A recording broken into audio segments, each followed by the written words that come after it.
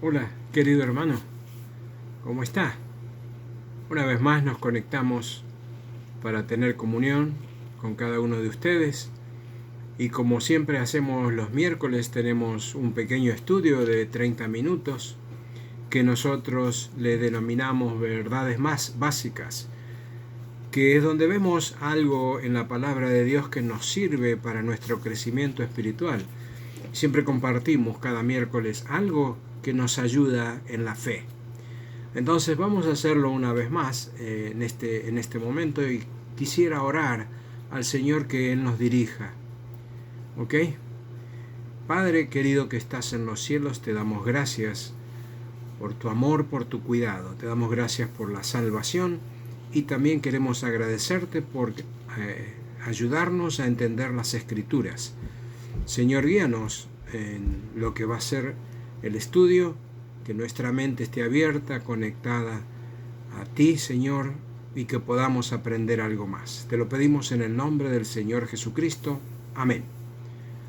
Bueno, esto se trata de algo que he visto y que quiero compartir en el libro de Primera Corintios. Hay unas verdades que estaba leyendo y que pensé que a usted también le podría interesar. Cuando el apóstol Pablo escribe a la iglesia en Corinto, él lo hace de una manera muy dura porque llegó a reprender a la iglesia. Usted sabe que a través de las dos cartas podemos saber que esa iglesia había perdido el rumbo, una iglesia carnal. Sucedían muchas cosas fuera de la voluntad de Dios. Entonces él cuando escribe lo hace de una manera muy firme porque realmente tenían que cambiar muchas cosas. Ahora, usted va a ver que en Primera Corintios está hablando, hay 3 capítulos allí que está hablando acerca de los dones. Son capítulos 12, 13 y 14. Está hablando acerca de los dones. Pero en medio de esta exposición que hace Pablo, en el capítulo 13, al comienzo usted va a encontrar allí como una isla, es decir, de repente Pablo sale con otro tema, que es el tema del amor. Y cada uno de nosotros creo que conoce lo que dice 1 Corintios capítulo 13 acerca del amor, el amor divino. Y de allí sacamos muchas veces el significado del amor de Dios y también el amor que puede ser aplicado cuando nosotros amamos con el amor de Dios.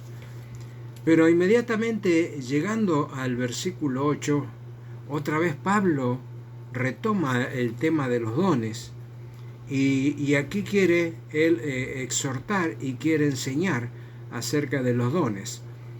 Y esta relación, porque a veces decimos no tiene relación los dones con el amor, claro que tienen relación, porque justamente el uso de los dones tiene que ir ministrado en amor y también para la edificación de la iglesia, así que el amor está relacionado a los dones.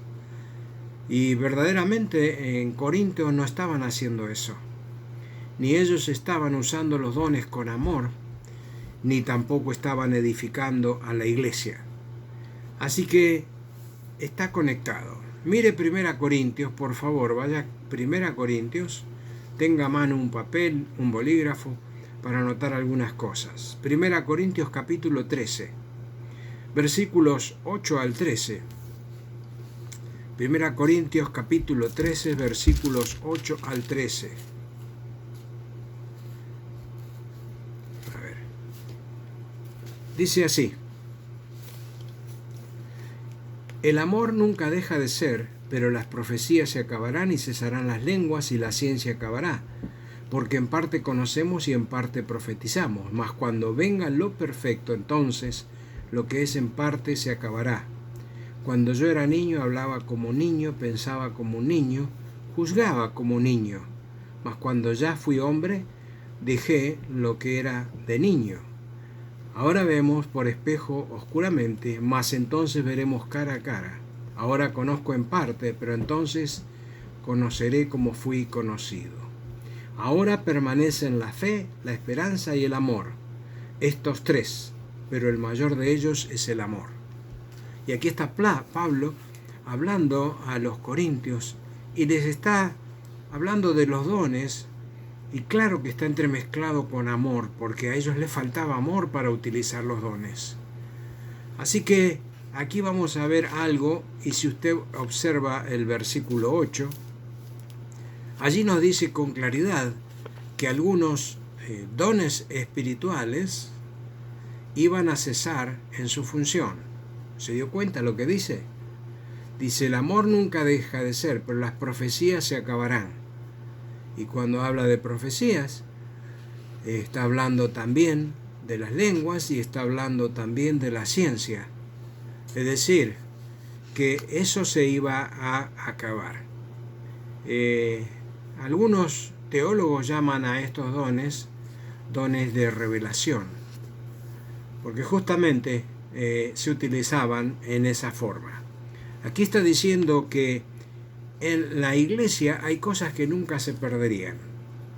Nunca perderían su valor, nunca dejarían de ser, como por ejemplo el amor. Pero hay otras cosas que sí acabarían, y hace mención de las profecías, de las lenguas y de la ciencia. Estos dones y otros, que no vamos a entrar ahora en ellos, pero hay otros dones también, iban a cesar. Pero vamos a ver unas verdades aquí, vamos a limitarnos a algunas verdades aquí. Estos dones eran vitales y eran necesarios en la iglesia primitiva para su desarrollo. Estaba comenzando la iglesia y necesitaba estos dones. Pero fíjese usted que ahora no son necesarios. Y no lo digo yo, lo dice la Biblia y yo se lo voy a mostrar. Y ya parte se lo acabé de mostrar. Dice que iban a cesar en algún momento. Aquí habla de 3 dones que se iban a detener, que ya no iban a tener vigencia.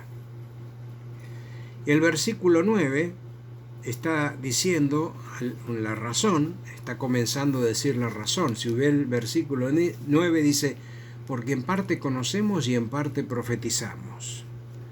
Deténgase allí en el versículo 9. En parte conocemos y en parte profetizamos. La razón que Pablo está dando es porque en aquel tiempo se necesitaban esos dones, porque ellos conocían algunas cosas, pero había otras cosas que no conocían y que necesitaban que alguien les enseñe, les profetice. ¿Acerca de qué tenían que profetizarle o que enseñarle? Acerca de la voluntad de Dios. Así que usted tiene que pensar cuando está leyendo aquí 1 Corintios que ellos no tenían el Nuevo Testamento, que habla de la iglesia y que le dice a la iglesia lo que tenían que hacer.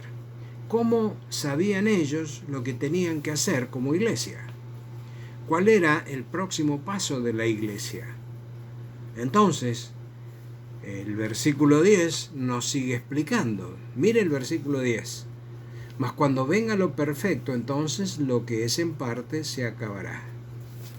Aquí hay más revelación de lo que está diciendo el apóstol Pablo. Cuando venga lo perfecto. ¿De qué está hablando aquí Pablo? Cuando venga lo perfecto. Está hablando de la revelación de Dios.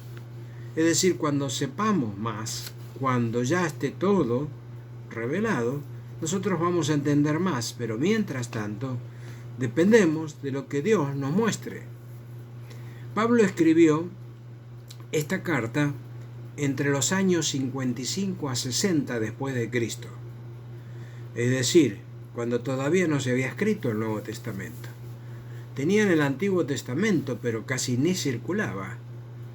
Pero no tenían el Nuevo Testamento. ¿Cómo ellos iban a saber la voluntad de Dios? Nosotros en el día de hoy tenemos la Biblia completa, y si nosotros queremos conocer la voluntad de Dios vamos a la Biblia, pero ellos no tenían el Nuevo Testamento, así que ellos, nosotros tenemos más privilegios de los que ellos tenían. Así que los primeros años de la iglesia se guiaba por los apóstoles, aquellos 12 hombres que enseñaban a la iglesia primitiva. se guiaban por lo que ellos le decían. Estuvieron 3 años con el Señor Jesucristo y aprendieron acerca de doctrina, y ellos enseñaban en las iglesias. Pero a medida que ellos fueron muriendo, que los fueron martirizando, Dios iba levantando profetas que les mostraban al pueblo de Dios su voluntad. Ahora, estos eran profetas del Nuevo Testamento. Estamos hablando de que son diferentes a los profetas del Antiguo Testamento. Ellos no se decían lo que iban a pasar en el futuro, sino que se dedicaban a comunicar la voluntad de Dios sobre lo que debía hacer la iglesia. Dios les daba a ellos sabiduría de lo alto, en forma directa, para comunicar la verdad de Dios. Así que la iglesia primitiva primero comenzó con los apóstoles y después siguió con los profetas. Y estos profetas quizá no son muy populares, porque si el Espíritu Santo no los menciona demasiado, debe tener su razón, pero sí hay algunos que están mencionados en la Biblia. Entonces eran profetas que no necesariamente eran apóstoles, pero estaban profetizando. Y aunque no sean populares, aparecen en la Biblia algunos, como ser en Hechos capítulo 11. Hechos capítulo 11, si usted se fija, versículo 27 y 28, 11, 27 y 28, dice: en aquellos días unos profetas descendieron de Jerusalén a Antioquía, y levantándose uno de ellos, llamado Agabo, daba a entender que por el Espíritu que vendría una gran hambruna en toda la tierra habitada, la cual sucedió en tiempos de Claudio, el emperador Claudio. O sea que allí tenemos mencionado un profeta del Nuevo Testamento que se llamaba Agabo. ¿Okay? Hay otra mención en Hechos capítulo 21. Anótelo por favor. Hechos capítulo 21, versículos 8 al 11. Escuche lo que dice. Al otro día, Hechos capítulo 21, versículos 8 al 11. Al otro día, saliendo Pablo y los que con él estábamos, fuimos a Cesarea, y entrando en la casa de Felipe, el evangelista, que era uno de los 7, posamos en él. Este tenía 4 hijas doncellas que profetizaban, y permaneciendo nosotros allí algunos días, descendió de Judea un profeta llamado Agabo.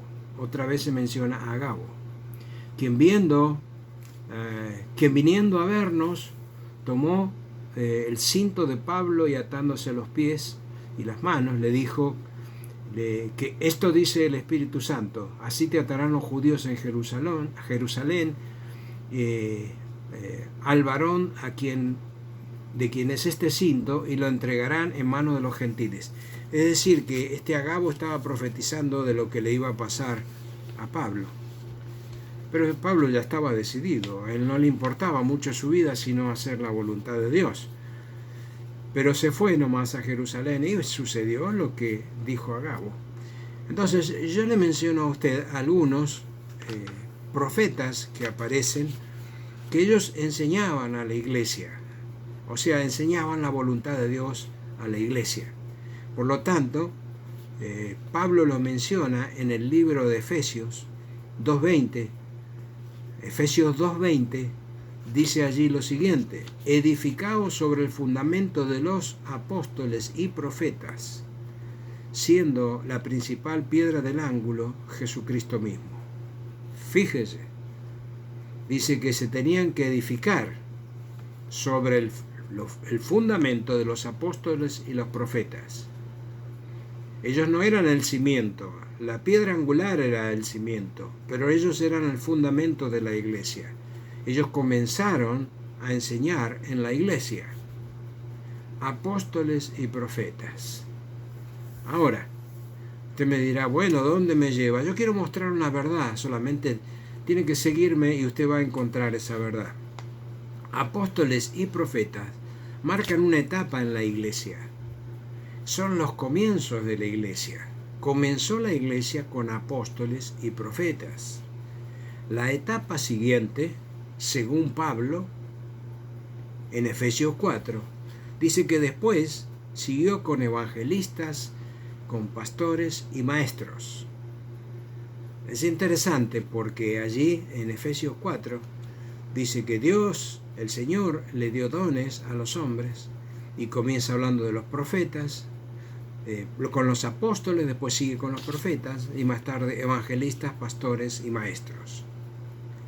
En 1 Corintios está hablando Pablo de la transición de la iglesia, la transición del nacimiento, que está en Hechos capítulo 2, desde que nació la iglesia, la transición al crecimiento de la iglesia. Por supuesto que venía la infancia, después la juventud. Acuérdese que cuando la analogía del cuerpo está hablando un crecimiento, un desarrollo de la iglesia. La iglesia nació, creció, se desarrolló, se multiplicó, porque es un organismo viviente. Entonces, en este momento está la transición de la iglesia. Así que está el nacimiento, pero también está la infancia de la iglesia. Ahora, permítame volver otra vez donde empezamos. Empezamos en 1 Corintios capítulo 13, ¿verdad? Ok. Sigamos la lectura, 1 Corintios capítulo 13 y el versículo 11. Dice allí el apóstol Pablo: cuando yo era niño, hablaba como niño, pensaba como niño, juzgaba como niño. Mas cuando fui hombre, dejé lo que era de niño. Es interesante como Pablo está describiendo allí acerca de la iglesia y acerca de los corintios. Aquí Pablo les está diciendo a ellos que el crecimiento de ellos se había detenido. Ellos se quedaron en la infancia. Los corintios tenían tantos problemas porque no desarrollaron su vida espiritual. Y por eso tenían tantas dificultades, tenían divisiones, usaban mal los dones. Así que les está diciendo Pablo, ustedes se quedaron detenidos en su infancia. Ellos usaban los dones como si fueran juguetes. Y cuando no hay crecimiento en la vida espiritual, no podemos entender lo que viene. Ellos no estaban entendiendo eso. Ellos tomaban los dones y decían, ajá, mira lo que yo tengo, tú no lo tienes. Así hacían los niños. O sea, el crecimiento tiene que ser una realidad en nuestra vida y en la vida de la iglesia. Así que Pablo los exhorta a los corintios a la madurez, a su forma de pensar. Así que, bueno, podríamos seguir profundizando aquí de lo que estaba pasando en Corinto, con la falta de crecimiento, con el desorden que había, con el uso mal hecho de los dones, porque se habían estancado en la infancia espiritual. La iglesia se va desarrollando. Nosotros tenemos que desarrollarnos. Entonces vamos a ver una verdad básica que yo quería comunicar. ¿Por qué? Porque es necesario comunicar esto, porque yo he visto que muchas veces las personas son engañadas. Así que algunos de ustedes ya saben esto, pero hay otros que tienen que ser confirmados en esto. ¿Cuál es la verdad básica que nosotros estamos o que queremos ver esta noche? Que apóstoles y profetas ya no existen más. Apóstoles y profetas ya no existen. Usted dice, pero yo escuché en la televisión que dicen que son apóstoles, que son profetas. Bueno, mi hermano, déjeme decirle que cuando usted ya tiene la tarjeta de ellos, cuando ellos se presentan como apóstoles o como profetas, mi consejo es que usted no siga viéndolos, porque lo van a engañar. Están usando un título que no les corresponde. No hay más profetas, no hay más apóstoles. Y le voy a explicar por qué. La razón porque ahora tenemos la revelación completa. Por eso Pablo dice, cuando venga lo perfecto, está hablando de la revelación completa. Entre los años 50 y 70 después de Cristo, estaban escritos la mayoría de los libros del Nuevo Testamento. Ahora, piensen esto, entre los años 50 y 70, y los últimos escritos fueron los de Juan, unos pocos escritos de Juan, que por ahí llegaron hasta el año 90. Pero ya en el primer siglo ya se estaba escribiendo el Nuevo Testamento. Pero la iglesia, recuerda, al principio, ¿quién enseñaba en la iglesia? Los apóstoles. Después que murieron los apóstoles, ¿quién más enseñaba? Los profetas. Pero después de los profetas llegó un momento donde ninguno de ellos podía ejercer, porque ya estaba la palabra de Dios. Cuando el pueblo de Dios quería conocer la voluntad de Dios, iba a la palabra de Dios. Así que por esta razón, el versículo 10 dice, cuando venga lo perfecto, está hablando de la revelación completa. La Biblia. Todo lo que el creyente necesita saber está en la Biblia, mi hermano. No hay otra revelación. Está, si usted se fija, los últimos versículos de Apocalipsis, que cierra la Biblia, dice que ya está todo revelado, que nadie puede agregar ni quitar. Cuando usted necesita saber la voluntad de Dios de cualquier aspecto, vaya a la Biblia o pida ayuda para que le busquen el tema o lo que usted está buscando, y lo que usted necesita está en la Biblia. No necesito que alguien me diga a mí lo que Dios le dijo. Dios me dice a mí para decirle a usted. No, mi hermano. Estamos hablando de que usted tiene acceso a la Biblia y usted tiene acceso al trono de Dios. Usted puede llegar a Dios y pedirle, Señor, quiero conocer la verdad. Y abre la Biblia y Dios lo va a guiar a la verdad. Así que usted tiene que saber, apóstoles y profetas ya no existen más. Usted lo va a ver todos los días en algunos canales de televisión que se presenta como el apóstol fulano, el apóstol Fernández, el profeta Rodríguez. No, mi hermano, no se deje engañar. Son todos títulos que ellos que se ponen, pero no son reales. ¿Por qué? Solo había 12 discípulos, nada más que 12. Y no hay en la Biblia sucesión apostólica. Como dice la Iglesia Católica, dice que hay sucesión apostólica. No existe en la Biblia. Entonces, solo 12 apóstoles que fueron elegidos, escuche bien, fueron elegidos por el Señor Jesús, fueron entrenados por el Señor Jesús y fueron enviados por el Señor Jesús. Así que, estos que dicen ahora que son apóstoles, ¿qué nos van a decir? Que el Señor los envió, que personalmente Él los envió. No, mi hermana, solamente había 12 apóstoles. Mire 2 Corintios, le quiero mostrar un versículo para que usted lo utilice cuando le dicen esto. 2 Corintios capítulo 11 versos 13 al 15, dice así: porque estos son falsos apóstoles, obreros fraudulentos, que se disfrazan como apóstoles de Cristo, y no es maravilla porque el mismo Satanás se disfraza como ángel de luz. Así que no es extraño si también sus ministros se disfrazan como ministros de justicia, cuyo fin será conforme a sus obras. Esto no es nada nuevo. Ya está condenado en la palabra de Dios aquellos que son falsos apóstoles. Hoy están populando en cada lugar de este mundo diciendo que son apóstoles. No les crea porque ellos no son apóstoles. Solamente 12. Entonces, además recuerde algo. Cuando tuvieron que elegir al apóstol que iba a reemplazar a Judas, ¿te se acuerda? Allí en Hechos capítulo 1 dice que eligieron entre 2 seguidores del Señor al apóstol número 12, el que faltaba, que estaba ausente. Y dice que había 2 candidatos. Y ellos oraron y le pidieron a Dios que les mostrara.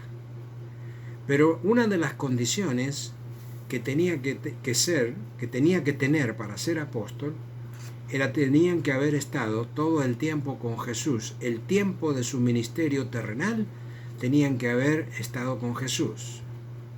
Ahora yo le pregunto, estos que se dicen apóstoles, ¿cómo explican esto?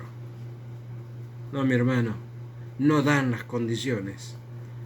12 apóstoles y ninguno más. Pero también me gustaría leerle a usted algo que dice sobre los profetas. Primera Juan, capítulo 4, versículo 1. Primera Juan, capítulo 4, versículo 1. Dice así acerca de los falsos profetas. Amados, no creáis a todo espíritu, sino probad los espíritus si son de Dios, porque muchos falsos profetas han salido por el mundo. Claro, nosotros nos hemos encontrado con varios, ¿verdad? Falsos apóstoles, falsos profetas han salido por el mundo. Hoy estamos minados. Hoy este mundo está lleno de falsos apóstoles, falsos profetas, pero recuerde, usted sabe la verdad. La Biblia, usted tiene la Biblia para saber la verdad. Solo había 12 apóstoles y algunos profetas que en el tiempo donde Dios los puso ellos enseñaban, pero después no hubo más. ¿Por qué? Porque ahora tenemos la revelación completa.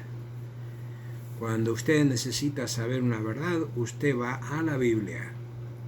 Y la Biblia es muy grande, pero usted tiene que tener una orientación. Por eso tiene que estudiar la Biblia. Tiene que saber dónde están los temas, dónde están los libros, sobre qué está hablando. Entonces, hay personas que prefieren que alguien se los enseñe. No, usted puede hacerlo solito, con la ayuda de un buen maestro, de un buen pastor, de un líder que conozca las Escrituras, también que va a necesitar, pero usted puede hacerlo solo también, con la guía del Espíritu Santo. ¿Ok? Así que recuerde que tenemos una verdad que está en la Biblia. No hay más apóstoles y no hay más profetas. Déjeme contarle una vez lo que me pasó cuando vivía en El Salvador.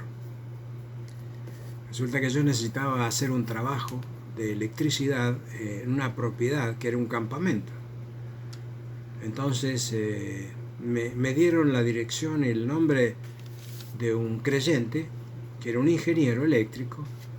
Entonces yo hice contacto con él, lo fui a buscar y un día lo conocí personalmente. Entonces él me dijo que era ingeniero eléctrico y que había estudiado. Y después de toda su presentación me dice, pero también le quiero decir que yo soy un apóstol. Bueno, yo no respeté lo que dijo, pero yo lo empecé a mirar de arriba abajo y le digo, bueno, lo felicito. Me dice, ¿por qué me felicita? Porque la verdad que se conservó muy bien en todos estos años. Entonces se sonrió y dijo, bueno, yo sé que no me entiende, yo sé que no piensa igual que yo. Y ya no hablamos más de eso. Pero a mí me da risa de aquellos apóstoles que dicen que son apóstoles, simplemente que existieron en la época del Señor Jesús. Mi hermano, muchas veces las personas, por la ignorancia, se dejan engañar o los engañan. Pero yo le quiero decir algo. En este momento, si usted estudia la Biblia, usted no va a ser engañado. Hay miles y miles de personas que creen que estos que hablan, que están diciendo la verdad y que son los apóstoles, hay que escucharlos mejor porque son apóstoles o son profetas. No son ninguna de las dos cosas. Sencillamente son creyentes y ojalá que sean hermanos, pero algunos de ellos ni primos son. Yo no sé, no puedo juzgar, pero usted escuche con atención, pero usted lea la Biblia, no se deje engañar. Mi hermano, Estas son pequeñas verdades que usted tiene que ir conociendo y que usted tiene que ir manejándolos con la Biblia, con la palabra de Dios. Por eso siempre acuérdese de anotar las citaciones y los temas. Bueno, mi hermano, hasta aquí llegamos. Yo quiero hacer una oración y también deseando que Dios bendiga su vida y su familia. Oremos. Querido Padre Celestial, te damos gracias por tu amor, por tu cuidado. Te damos gracias por tu palabra. Te pedimos que mis hermanos puedan crecer en la fe, que puedan saber lo que es verdad y lo que es mentira. Señor, los ponemos en tus manos para que tú los bendigas. Gracias por este tiempo. Te lo agradecemos todo, en el nombre del Señor Jesucristo. Amén. Mi hermano, que Dios le bendiga. Nos vemos en el próximo estudio. Hasta pronto.